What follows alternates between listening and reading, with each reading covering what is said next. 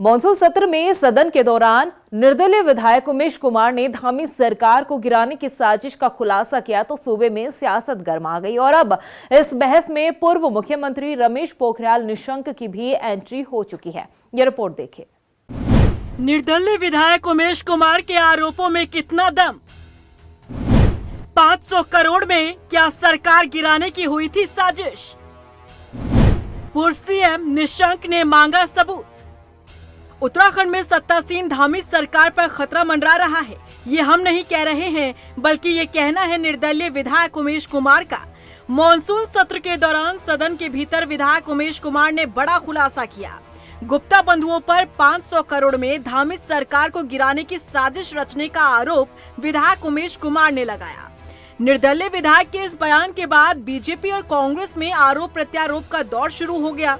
सरकार गिराने की साजिश पर निर्दलीय विधायक के बयान के बाद अब सत्ता पक्ष के नेताओं ने बड़ी बड़ी दलीलें देनी शुरू कर दी है।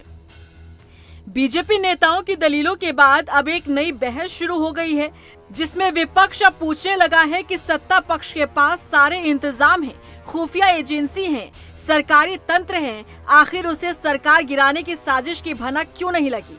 और निर्दलीय विधायक को ये पता चल जाता है कि धामी सरकार पर खतरा मंडरा रहा है। इसीलिए अब निर्दलीय विधायक से भी इस मामले में सबूत की मांग होने लगी है। बता दें कि निर्दलीय विधायक उमेश कुमार ने कहा था कि राज्य में एक बार फिर से बाहरी ताकतें सरकार को अस्थिर करने में जुटी है। इसके खिलाफ सभी लोगों को एक होना चाहिए, जबकि बीजेपी के वरिष्ठ नेता और पूर्व मुख्यमंत्री डॉक्टर रमेश पोखरियाल निशंक ने कहा है कि अगर निर्दलीय विधायक ने ये बात कही है तो उन्हें साक्ष्य देने चाहिए, क्योंकि सदन कोई भाषण देने का अड्डा नहीं है। सदन की अपनी मर्यादा और गरिमा होती है। मैंने कहा सदन में कि अब कुछ लोगों का ये कहना है कि इनका ये कहना है कि हम सरकार से बदला लेंगे, सरकार जो है हम ये पलट देंगे, चाहे हमको 500 करोड़ खर्च करने पड़े।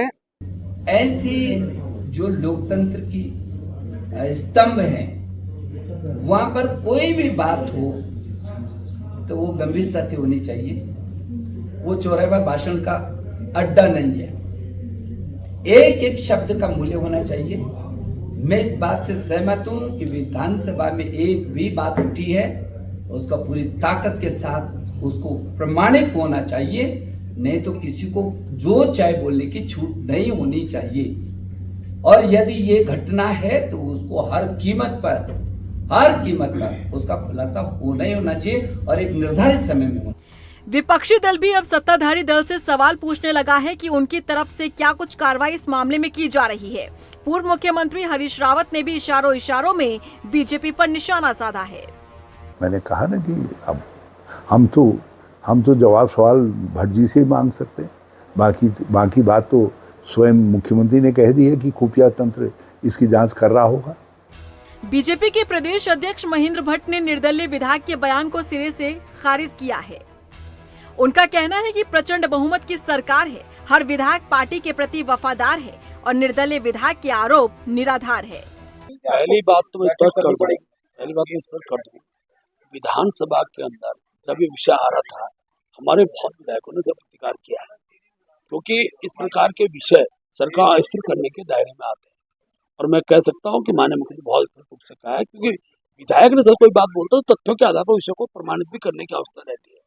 और जब 47 विधायक हो, सरकार को जन समर्थन प्राप्त हो, ऐसे में इस प्रकार के विषयों को खड़ा करने का जो लोग कोशिश करते हैं वो स्वयं ही सबके दायरे में आते हैं।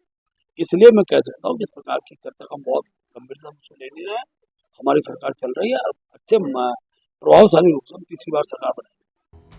उत्तराखंड में सत्तासीन सरकार को गिराने का ये पहला मामला नहीं है, बल्कि इससे पहले भी हरीश रावत के नेतृत्व वाली तत्कालीन कांग्रेस की सरकार को अस्थिर करने की साजिश रची गई थी, लेकिन तब हरीश रावत ने अपने कुशल नेतृत्व से सरकार को बचाया था।